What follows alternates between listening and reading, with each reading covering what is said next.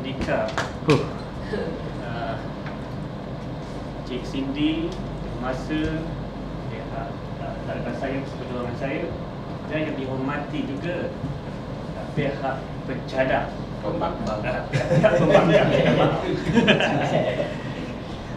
Okey, tajuk pada hari ini ialah perlukah mahasiswa berkahwin. Saya rasa kalau pembangkang atau muda dulu mesti mahu berkahwin. Kalau ada marah sponsor waktu itu, tapi sudah berkahwin boleh cakap macam itu. Baik. Merujuk kepada setiap pembangkang tadi, hujah-hujah yang sama, iaitu tugas mahasiswa yang pertama ialah belajar. Yang kedua ialah mereka ni belum matang lagi.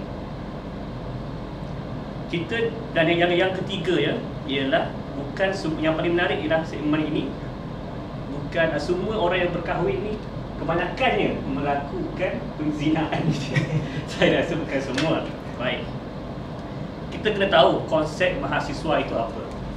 Mahasiswa ini seorang yang belajar, tidak tertakluk mana-mana umur. Tapi kebanyakannya secara umumnya ialah pelajar yang berumur dari 18 sampai umur 24 tahun. Tetapi kadang-kadang kita juga yang sudah berumur lebih daripada 24 tahun boleh juga digelar mahasiswa jika kita belajar. Okey. Pertama ialah isu belajar. Tak semestinya mahasiswa ini tugasnya hidupnya adalah untuk belajar. Kita ketahui bahawa dunia sekarang ini berfikiran ataupun pihak sosial kita, masyarakat kita berfikiran bahawa tugas utama mahasiswa ialah hanya belajar dan hanya belajar. Mereka tidak tahu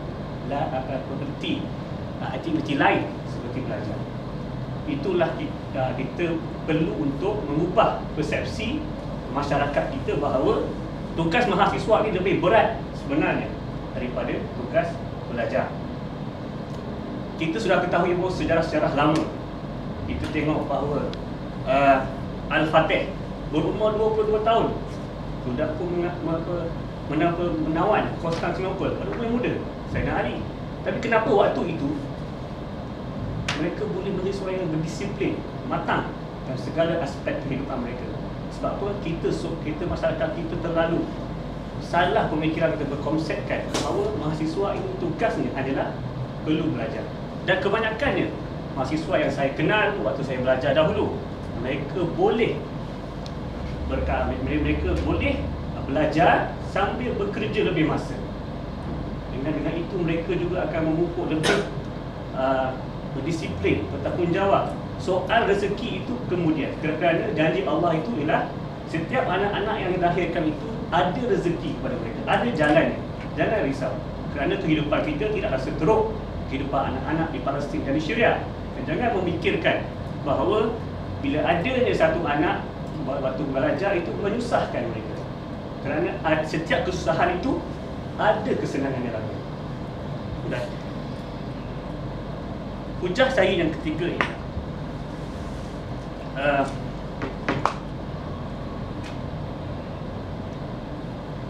pendidikan ataupun rezeki itu, bahawa setiap manusia itu mesti ada rezeki, dan juga setiap ataupun remaja itu perlu mempunyai beban tanggungjawab yang perlu digunakan sebaik-baiknya ketika mereka bergelar remaja. Dan hujah saya yang ketiga tadi ialah mahasiswa perlu berkahwin muda adalah kerana mereka ni mempunyai kekuatan. Kita sudah tahu bahawa ada banyak hadis Nabi mengatakan bahawa kahwinlah muda, kerana bila kahwin muda ni kita ada kekuatan. Kita boleh ajar anak-anak kita ketika kita muda. Dan kebanyakannya di Malaysia ni, apabila tamatnya belajar di universiti, mereka sibuk bekerja sampai lupa untuk nak berkahwin. Sebabnya ketika dah belajar di universiti lah, ketika itu kita boleh banyak pilihan sebenarnya. Dan saya sendiri pun kenal saya punya isteri ketika saya belajar. Dan waktu itu mungkin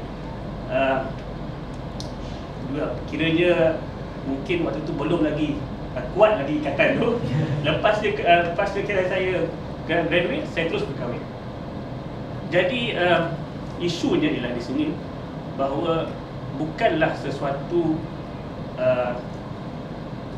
matang ataupun tidak ada tugas mereka hanya belajar adalah punca utama kita harus mengatakan bahawa mereka tidak perlu untuk berkahwin muda, berkahwin ketika belajar. Dan saya tegas mengatakan bahawa setiap kesusahan itu mengajar erti pengalaman, dan setiap kesusahan itu pasti datang kesenangan, dan kita perlu juga bertukar kita punya persepsi bahawa setiap mahasiswa itu tugasnya harus belajar, tetapi kita juga berfikirkan bahawa jalan yang berkahwin itu adalah jalan yang halal, jalan yang baik, dan jangan sesekali kita menghalangnya. Kerana apabila setiap individu mahasiswa yang berada di universiti ini, saya yakin 95% mereka sudah mempunyai pasangan.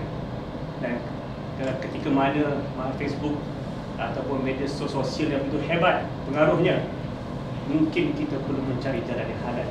Jangan kita halang kehendak orang muda, kerana orang muda itu kuat perjuangannya. Itu saja.